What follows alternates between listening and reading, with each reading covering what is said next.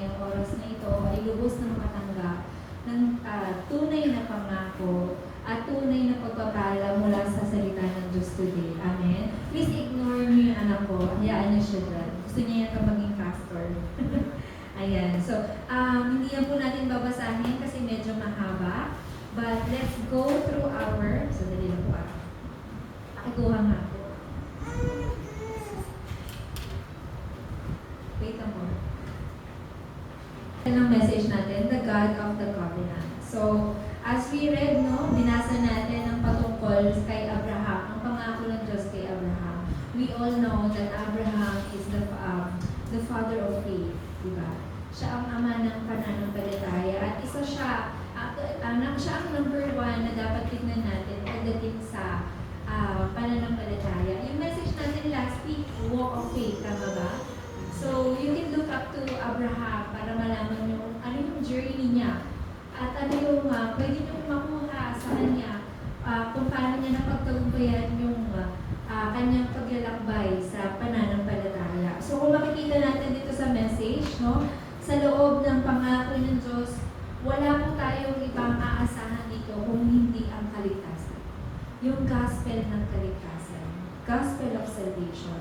Dahil sa loob ng gospel of salvation, dito natin makikita yung kasagutan na nagmumula sa trono ng Diyos. So, kung iintindihan natin yung buong Biblia, baka mabaliw tayo, no? Sa sobrang dami, sa sobrang malalalim na salita. Pero isa lang po ang nais iparating sa atin ng Diyos, yung pangako niya ng kaligtasan. Yun lamang po ang tatandaan ninyo, na sa loob ng kanyang pangako, merong kaligtasan na ibinibigay ang Diyos sa atin. So, sa loob ng kasagutan ito, wala po siyang ibang itinuro kung hindi ang panalangin. So, if you're praying every day, kung meron kayong mga scheduled prayer, then that's good, no? Nagkakaroon kayo ng enjoyment sa loob ng pangako ng Diyos. Pero if wala pa, simulan mo na ngayon na ma-enjoy po yung panalangin. Kasi dito natin makikita yung pagpapala o kasagutan ng Diyos na nagmumula lamang sa Kanya pangako. So, if we can see the whole Bible, wala pong ibang ipinaparating sa atin ng Diyos kung hindi yung journey ng mga disciples sa loob ng partisan, yung journey nila, and syempre yung pagtatayo nila ng mga guideposts. So in short, yung 777, you can use the prayer of 777 kapag gusto nyo manalangin. If you don't know how to pray, if you don't know what to pray, kung hindi kayo sigurado kung ano yung gusto nyo sabihin sa Diyos, you can use that prayer. So, kung meron tayong mga copy dyan sa mga wala pa, please give them a copy po. Napaka-importante po yan. So, bakit ba napaka-importante ng panalangin? Ano yung kinalaman ng panalangin sa pangako ng Diyos? The prayer that you pray today is very important. It is also the answer of posterity. Yung panalangin mo today, meron yung kinalaman po sa next generation natin. If you can see the life of Abraham, di ba pinangako ng Diyos kay Abraham? Yung kanyang salin lahi ay magkakabuhay. Yung kanyang salin lahi ay magkakaroon ng ng napakalaking kasagutan. Bakit po? Kasi dito, it involves the prayer of Abraham. It involves the faith of Abraham sa Panginoon. So, in Genesis 37:11, we all know, sino po ba si Jacob? Sino ba si Jacob? Mamaya na yan, sorry. Sino ba si Jacob? Siya ay anak ni Isaac. Sino po ba ang ama ni Isaac? Si Abraham. So, silent generation. So, if you can see the life of Jacob, no, hindi rin naging madali yung buhay ni Jacob, katulad ni Abraham. So, nagkaroon ng time na nagkaroon ng crisis sa kanyang mga anak kasi iba-iba sila ng magulang ng nanay. So, nagkakaroon sila ng inggitan. Pero, dahil nakikita ni Jacob na ang anak niyang si Joseph ay truly siya ay ginagabayan ng Panginoon, kaya nilagay niya mabuti sa kanyang isipan si Joseph. So anong nangyari? Ano ibig sabihin ng paglalagay sa isip na ginawa ni Jacob? Ibig sabihin nito, lagi niyang Joseph. Kaya anong nangyari? Anong resulta ng paglilagay ng panalangin nito sa isip ni Jacob? Anong nangyari? Si Joseph ay naging isang governor.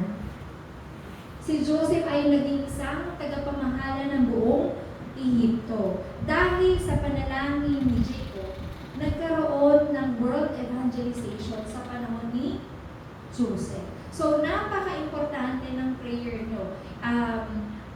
Kahit na nagkakaroon tayo ng kabigatan, kahit na nagkakaroon tayo ng minsan ng mga suliranin, huwag nyo aalisin sa buhay ninyo yung panalangin. Because it will affect your future. Amen? Yung prayer nyo na yan, nakakarating na yan sa future. Today pa lang.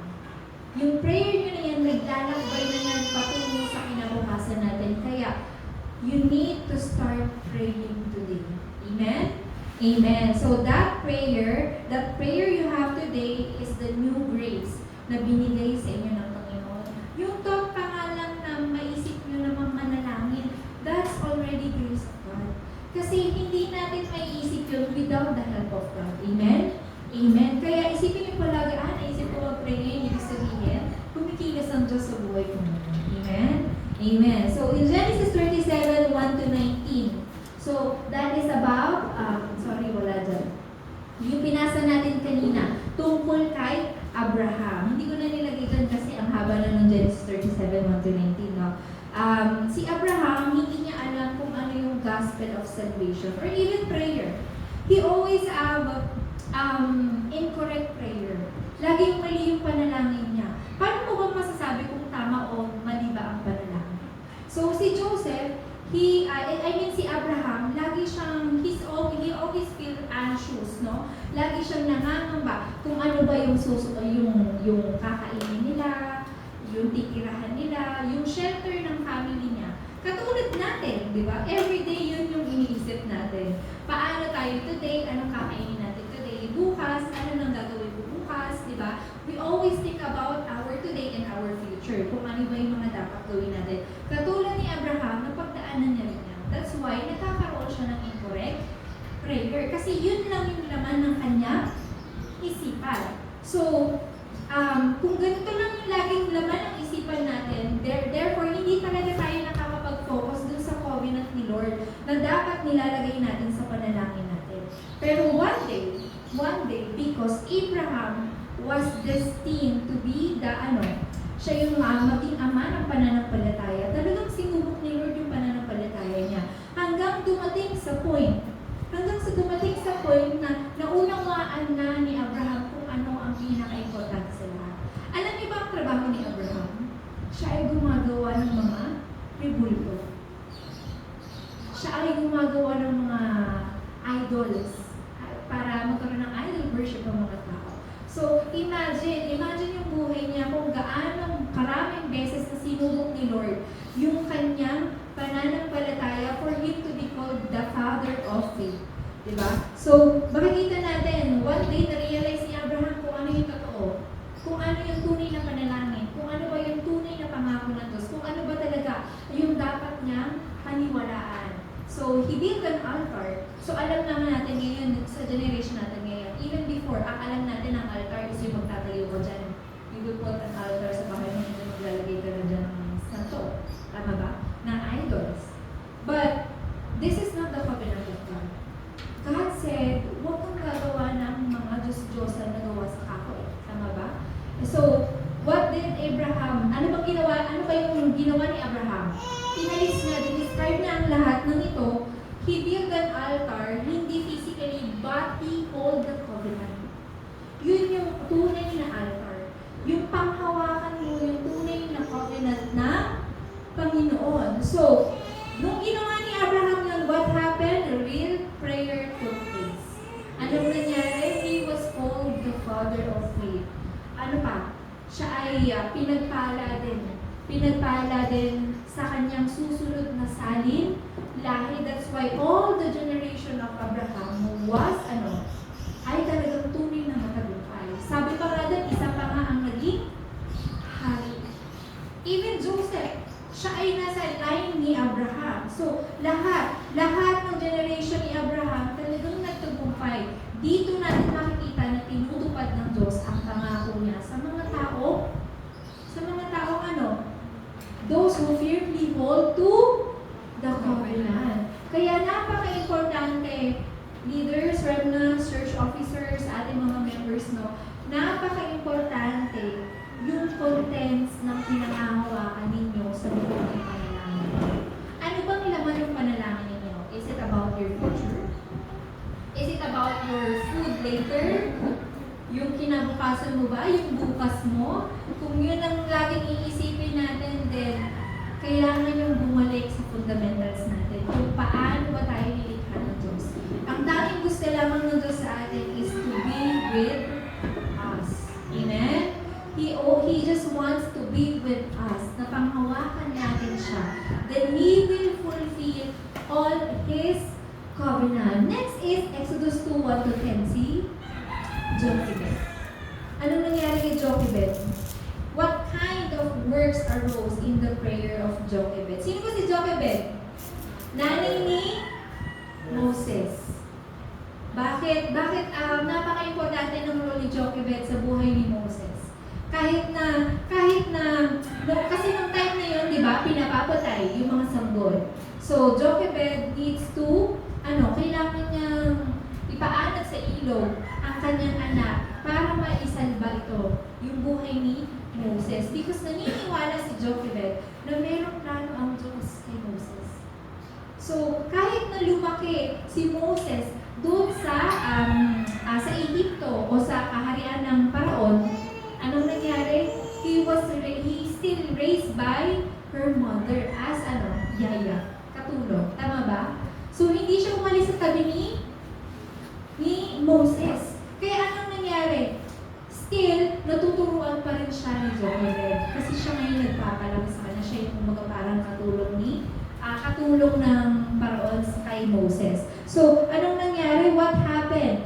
So, yung kasagutan ng panalangin ni Jochebed at yung ginawa ni Jochebed, yung pananampalataya niya, dumating after 80 years. Tagal. So, ibig sabihin, 80 years pa ako maghihintay sa kasagutan ko sa panalangin. Buhay pa kaya tayo man? So, huwag yung isipin ganun, no? But, ano yung pinaka-point doon sa message na yun? Again, kung ano yung panalangin mo today, it will bring you to your future. Amen? Amen. So, kagaya ng panalangin ni Jochebed, kahit na after 8 years pa dumating, yung kasagutan sa panalangin ni Jochebed, still, it's the time schedule na nangyari sa buhay ni Moses. Amen? It's God's time schedule.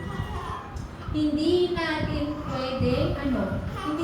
pwedeng basta baliwalain ang time schedule ni Lord. Kadalasan kasi kapag binabaliwala natin, ano nangyayari? Nagmamadali tayo. We become hasty. Sa sobrang pagmamadali natin, nakakalimutan na natin ang Diyos, hindi na natin nakikita kung ano yung plano ng Diyos sa buhay natin. Kaya ano nangyayari? We end up failure. Nasasaktan tayo ng sobra. Kaya hindi na natin na-enjoy fully yung plano ng Diyos sa buhay natin. Pero Jochebed waited. Naghintay siya na matupad ang plano ng Diyos sa buhay ni Moses. Amen? Amen. So, 1 Samuel 1:9-11. It's Hannah. Hindi ko na natin basahin yung siya ng mahaba. It's Hannah. So, same. Si Hannah. Meron din siyang correct prayer. Ano yung laman ng panalangin ni Hannah? Resentment. Grudge. Galit. Bakit? Kasi hindi siya magkaanak eh. Tapos binubuyo pa siya ng isang babae. Sino ba to? Nakalimutan yung pangalan. Sorry po. Binubuyo pa siya na kasi hindi siya magkaanak, hindi niya mabigyan ng anak yung asawa niya, ganyan. So, sobrang yung galit niya to the point na kala ng ibang tao, umiiyak na siya ng dugo habang nananalangin. Ganon katindi yung panalangin o yung galit ni Hannah sa loob ng kanyang panalangin. And then one day, Hannah realizes the real truth. Kaya ano nangyari? Basahin niyo natin yung pinaka-last, nandyan. Yan, yung may blue lang. Ganito ang kanyang, pakibasa po. Ganito ang kanyang panalangin, Yahweh, Diyos na makapangyarihan sa lahat, kung papakinggan ninyo ang inyong habang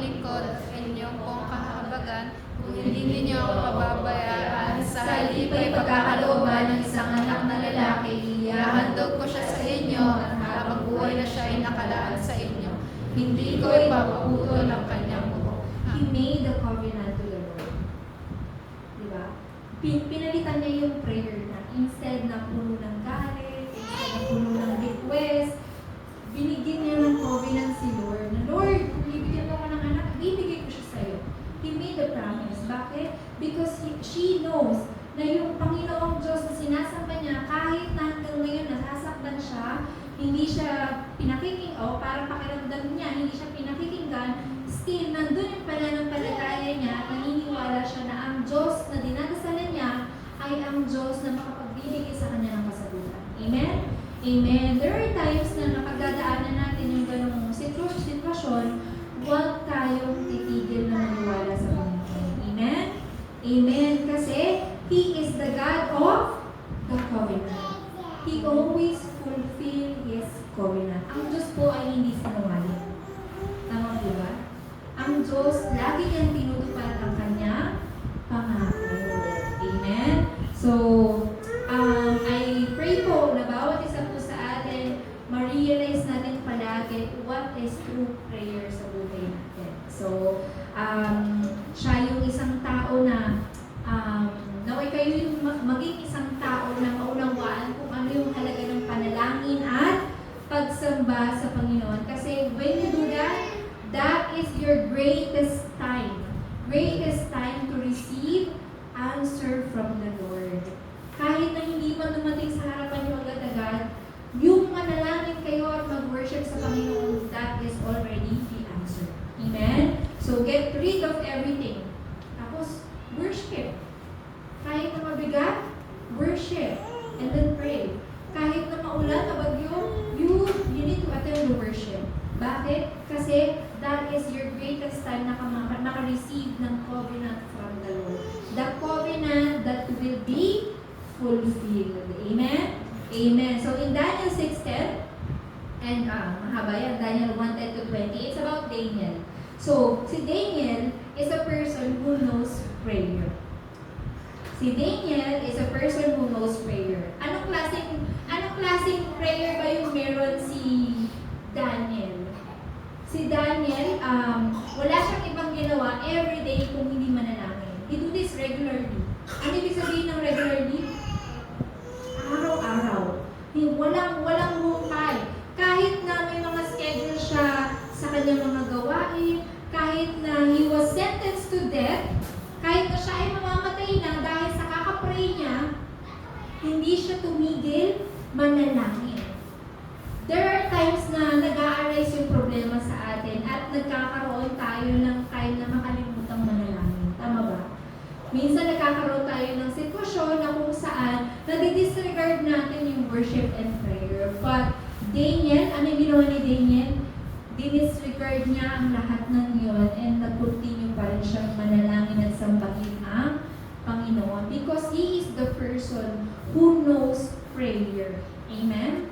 Kaya kapag ikaw alam mo kung ano ang panalangin at pagsamba, hindi mo na kailangang matakot kahit na nasa bingit ka ng kamatayan. Amen?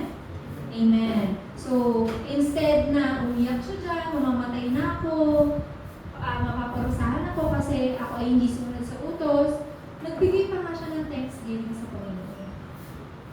Humingi pa siya ng pasasalamat because he was in that situation where he can worship the Lord more. Amen? Amen. So, nawa yung mga panalangin niyo po ay laging pagkaroon po ng katuparan sa loob ng pangako ng Diyos. Amen? Amen. So, in Acts 1:14, ano po sabi dyan?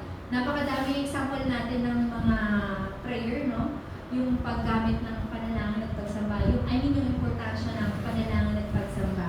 But in Acts 1:14, ito na yung time na umakyat na ito na yung time na nagkaroon na ng crisis. Itong mga disipulo ng Diyos, yung mga apostles, yung mga disciple of the Lord, pwede silang ma-deceive, pero hindi nila piniling ma-deceive. Amen? Kasi papatayin sila kapag nalaman na sila ay nananalangin pa rin sa Diyos kay Kristo. Pero hindi sila nadaya. They continue their prayers sa Panginoon until dumating sa kanila ang kasagutan. Amen? In Acts 1:14, ano nangyari doon? Holding to this covenant, lahat ng church officers, Yung mga apostles, they gathered together doing constantly in prayer. Wala silang ibang ginawa kung hindi manalangin. Constantly. Ano po yung constantly? Patuloy na panalangin. Walang hinto. Diba? So, if you firmly hold on to the covenant, you will know exactly kung ano ulit ang ibig sabihin ng tunay na panalangin. Amen? Amen. In Psalms 103:20 to 22. Sorry, nagagana tayo, no? So, in Psalms 103:20 to 22, it's David. Si David, you all know King David. Sino ba si David? Isa lamang siyang mamamastol ng tupa and then naging hari. Pero sa lahat ng pinagdaanan niya, wala siyang ibang ginawa kung hindi mag-praise sa Panginoon. Ganito ka-importante kay David na mag-worship sa Panginoon. Kasi alam niya na wala siya sa mga sitwasyong yun, wala siya ng kahit anong meron siya, kundi dahil sa Panginoon Diyos. Amen? So sana po everyday ma-realize natin, maunawaan natin palagi na we are in this situation. We have, meron tayo ng mga bagay na meron tayo because God is with us. Amen? Kaya lagi tayo magkaroon ng pasasalamat sa Diyos. Can we read po? Psalms 103:20 to 22, purihin nyo si Yahweh, kayong mga anghel ng Diyos. Kayong mga nakikinig at sa Kanya ay sumusunod. Si Yahweh nga ay purihin ng buong sangkalangitan, kayong mga lingkod niyang masunurin kailanman.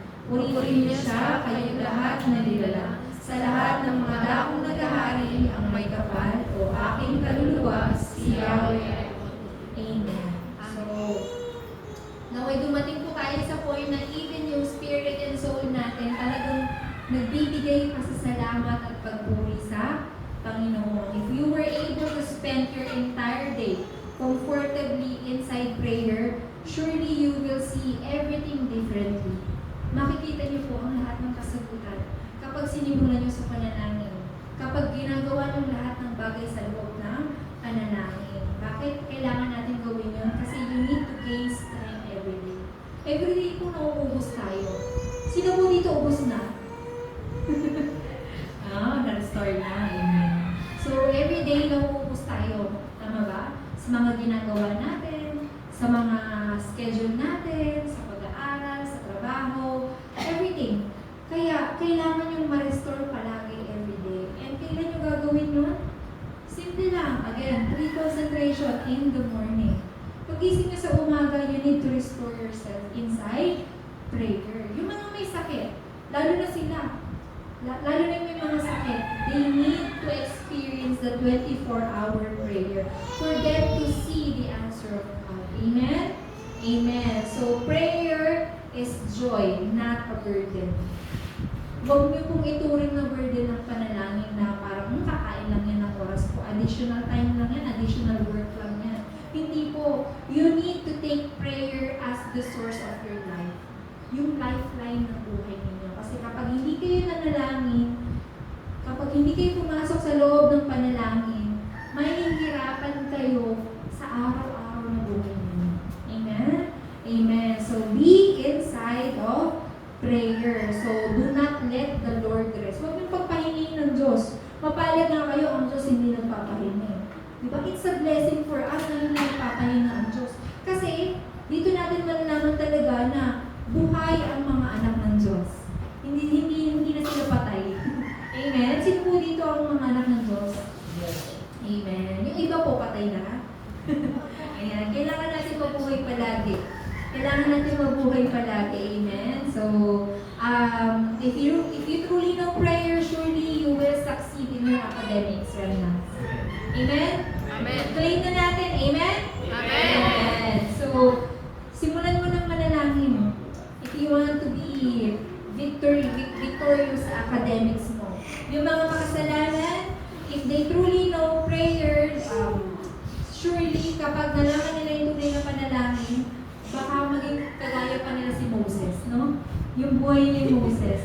Na even sinner siya, still pinili pa rin siya na even na doubtful siya, still, ang Diyos pa rin ang kumilos sa buhay niya. So, you will be able to conquer the universe. So, God is the God of the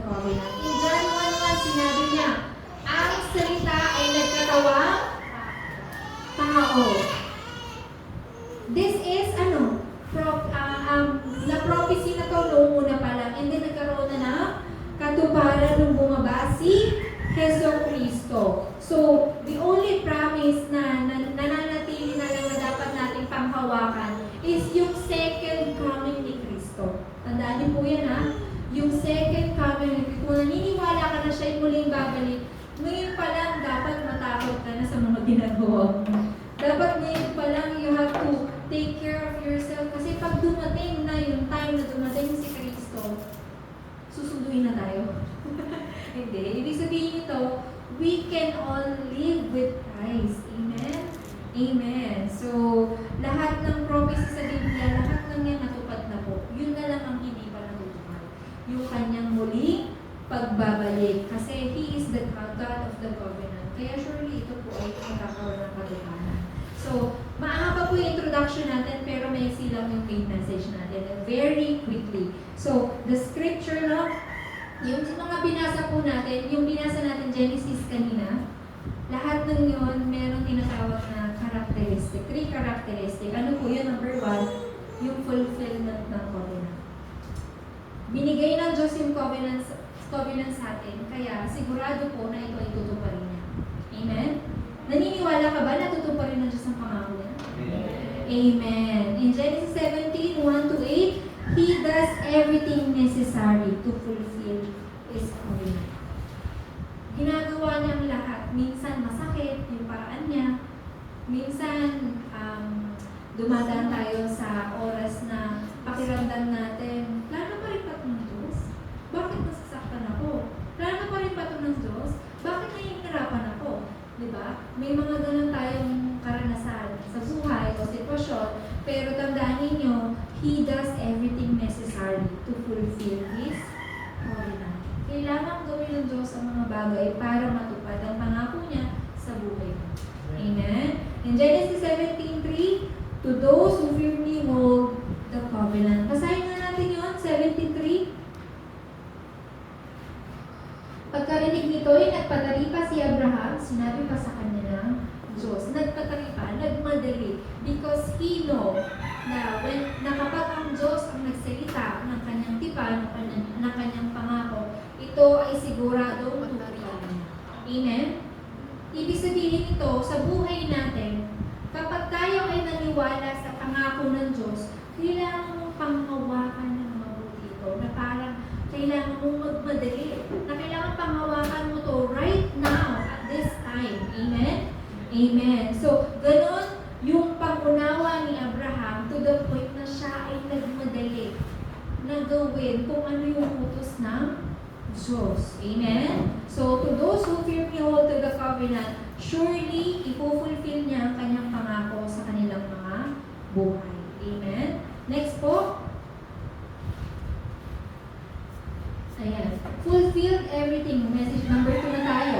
Fulfilled everything centered in the covenant. Si Lord, lagi niyang tinutupad ang kanyang pangako na nakasentro palagi sa kanyang covenant.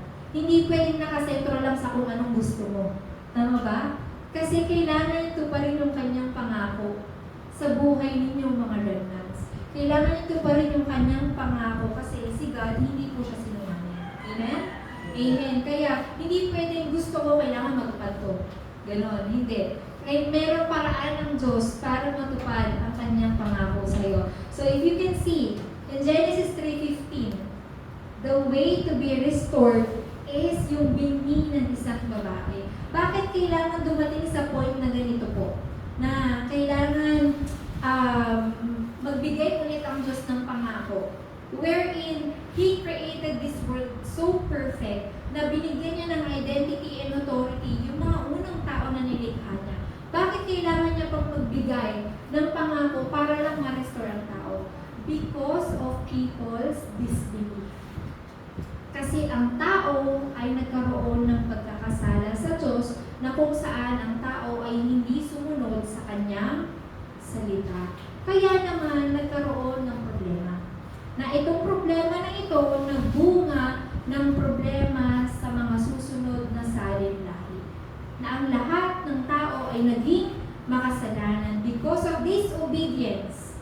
Dahil sa hindi pagsunod ng tao, kaya ang tao ay nagkaroon ng napakalaking problema. Na ang resulta, ang walang ibang resulta ay kamatayan. Kaya kailangan magbigay ng Diyos ng panibagong pangako. Ano yung pangako na yon? Ang binhi ng isang siyang dudurog sa ulo ni Satan. Sino po yun? Si Jesu Cristo. Wala na pong iba. So, He gave us Jesus Christ for us to be restored again. Kasi hindi tayo mare-restore ng basta lang sa sariling isip natin, sa sariling desisyon natin, sa sariling gawa natin. Because, ang tanging paraan lamang is when you receive this Jesus Christ na pinangako ng Diyos, simula pa lang sa Genesis. Amen? Amen. So, the way to be restored is only Jesus Christ. So, in Genesis 6:13-14, sinabi ng Diyos kay Noah, build an ark. This symbolizes the way of salvation. Na kung ikaw ay nasa loob ng arko ni Noah, na yung ginawa na arko ni Noah, ikaw ay maliligtas. So, same thing right now. If you are inside Christ, kung ikaw ay na kay Kristo, kung si Kristo ay nasa buhay mo, ikaw ay maliligtas. Amen? Amen. Ganun lamang po kadali. And number 3, ano po yan? Do not lose hold of the covenant. Bakit hindi tayo dapat, bakit kailangan natin panghawakan yung covenant ni Lord? Bakit? Kasi ito yung covenant na natutupad. Tama ba? Bonus na nga yun eh. Ito yung pangako, ito lang yung pangako na natutupad. Amen? Kaya, let's not depend on the promises of people. Tama ba? Kasi ang tanging pangako lang na natutupad ay ang pangako ng Diyos. So, same thing. Sa buhay natin sa mundo nito, no? Maraming mga bagay na tayo pinangahawakan, pero hindi tayo sigurado. Hindi tayo sigurado kung ito ba ay matutupad, kung ito ba ay tama, kung ito ba ang dapat na daan. Pero kung ikaw, panghahawakan mo yung covenant na si Jesus ang Kristo na siya ang gagawin lamang sa buhay natin, then surely ma-enjoy mo po yung identity and authority na binigay sa iyo ng Panginoon. Can you read Genesis 17 verse 1? Balik tayo dyan sa kanina. Verse 1, yung naka-highlight na blue na lang. Ako ang makapangyarihang Diyos, sumunod ka sa akin at ingatan mo walang dungis ang iyong sarili habang ikaw ay nalulugod. Amen? Amen. Ano yung condition ni Lord para tayo po ma-enjoy natin yung covenant na binigay niya sa atin? If we obey the Lord habang tayo ay nabubuhay. If we protect ourselves na hindi natin dudumisan yung sarili natin, that we only obey the Word of God, and surely, ang Diyos ang kikilos po sa buhay natin. So, hindi lang po identity and authority yung binigay niya sa atin. Ano po yung sabi dyan? Ako'y makikipagtipan sa iyo at lubhang pararamihin ko ang iyong lahi. This is our identity, authority, and our background. Yung maging successful po kayo sa loob po ng plano ng Diyos sa buhay niyo. Ayaw ng Diyos na maging failure po kayo.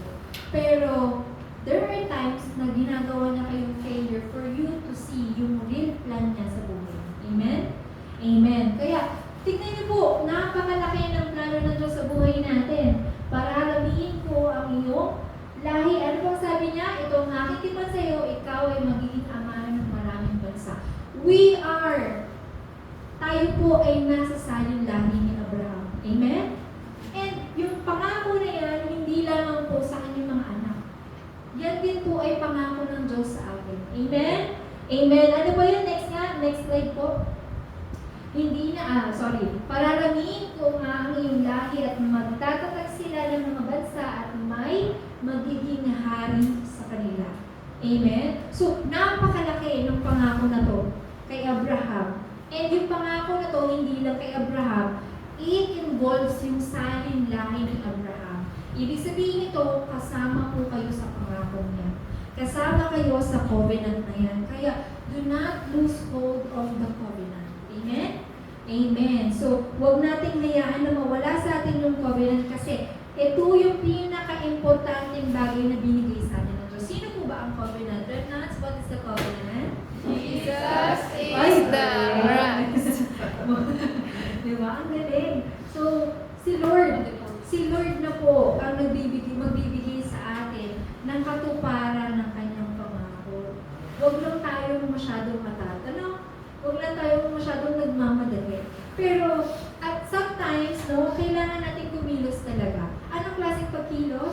yung paghawak sa covenant ng Panginoon. Amen? You need to enjoy your identity and authority. Laki na, no? Yung identity and authority na yan, yan yung background ninyo, kaya do not be afraid. Huwag na kayong maging anxious pa sa kakainin ninyo, sa shelter ninyo, sa future ninyo. Because if you truly hold on to the covenant, ibibigay na yan sa inyo ni Lord. Amen. Amen? Amen. So conclusion po, my covenant. The covenant that God has given to you is specifically, ano po ba yun? You need to find out. Amen? You need to discover. Paano niyo yung mag-discover kung hindi kayo nag-pray? Paano niyo yung mag-discover kung hindi kayo nag-worship? Sometimes nag-worship tayo, pero yung isip natin nasa labas. That is not real worship. Hindi yung true worship. Ang true worship is when you focus on to, simula pa lang ng program. Ano yung program natin? Pray. Pagdating mo pa lang. Actually, yung preparation ng worship, nagsisimula yan sa bahay mo pa lang eh. Yung pagtulog mo sa gabi, paggising nyo sa umaga, you prepare yourself, that is worship. Preparation ng worship. So, kung yun ay ginagawa mo, that is real worship. If you truly hold on to the covenant, madidiscover mo yan kung ano yung covenant ni Lord para sa buhay mo. Amen? Amen. So, number 2, this covenant will absolutely fulfill sa buhay ninyo. Kasi ito yung covenant na binigay ni Lord sa mga anak niya. Yung baptisan, yung journey, and yung guidepost. Lahat ng yan binigay niya sa kanyang mga anak. Those who firmly hold on to the covenant. Amen? So, this covenant will will be imprinted sa brain ninyo, sa soul ninyo. Bakit? Kasi ang tanging gusto ng Diyos ay ibigay sa inyo yung kasagutan na nagmumula sa kalangitan. Amen? Amen. So, naway, today po, nagkaroon tayo ng kasagutan and resolution na I will enjoy prayer and worship. I will enjoy my God's covenant sa buhay ko. Amen? Amen. So, usually po, yung mga bata, no, kapag tinanggap nila si Yesu Cristo sa puso nila, sabihin nila, where is Jesus now? Sa puso. Pero actually po, kapag tinanggap mo si Yesu sa puso mo, hindi lang po basta sa puso mo kumikilos ng Diyos. It indwells in your spirit. Ibig sabihin, nagkakaroon na tayo ng communication, real communication with the Lord. Kaya, once na ma-receive ninyo si Kristo sa buhay ninyo, do not lose hold of that opportunity every day na manalangin sa Diyos kasi God listens. Ang Diyos ay nakikinig. So, kailangan natin ma-enjoy itong prayer and worship sa buhay natin for us na makita yung fulfillment ng covenant sa buhay natin. Amen? So, our worship time is the greatest time na binigay po ng Diyos sa buhay niyo. Kasi dito nagsisimula yung laman ng panalangin. Amen? Amen. So, naway po matupad ang covenant ng Diyos sa buhay ninyo. Tayo po'y manalangin. Let's pray. Heavenly Lord God, maraming salamat po sa araw na ito for giving us understanding about your covenant. Tapos, O Lord, na fully ma-enjoy namin ang lahat ng ito sa buhay namin. Lord, naniniwala kami that you have called us, Panginoon, para matupad po ang covenant ninyo sa amin at sa aming susunod na henerasyon.